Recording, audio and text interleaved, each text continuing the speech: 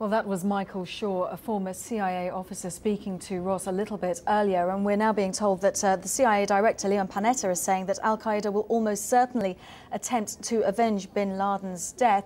We can get more on this with our security correspondent, Gordon Corera. Gordon, we knew that there would possibly be retribution attacks. Now, CIA saying that this will almost certainly happen. Do you think that they've got any concrete information about this? Well, I think it is possible they might have picked up something in this short time frame, but I think it's more likely that that's just a working assumption, that there will be an attempt to reprisals or for al-Qaeda affiliated groups to show that they're still capable of something, to show that this isn't the end for them.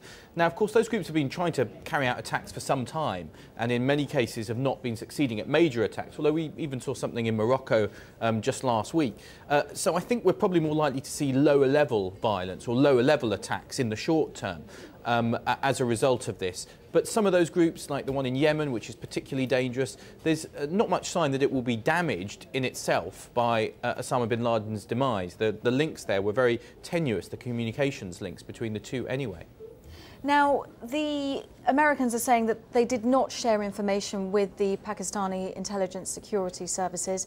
How do you think the relationship between those two countries will work from now on? Well, this relationship has already been under huge strain. It's been almost fracturing in the last couple of months particularly, and I think it will be very interesting to see how the Pakistani government play it, how the Pakistani people react. There'd always been this fear that if American boots went on the ground, if you like, to carry out counter-terrorism operations, there'd be a huge backlash from the Pakistani people. It'd be interesting to see in this context whether there is one.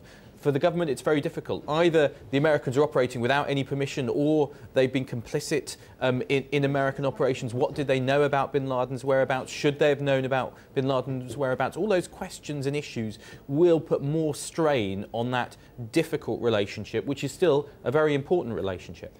And the information that the CIA had was from August. It took a long time for them to move on it. Well, that's right, and it may well be that even as they put that raid into place, even as the helicopters landed, they weren't 100% sure that it was bin Laden there. They seem to have known that someone important was being hidden there, and they believed it was Osama bin Laden, but proving it precisely because of the privacy of this compound, the fact there were no internet links, the care that had been taken to keep it secure, meant that they couldn't be sure. So that's probably why it took so long. All right, Gordon Corera, thank you very much.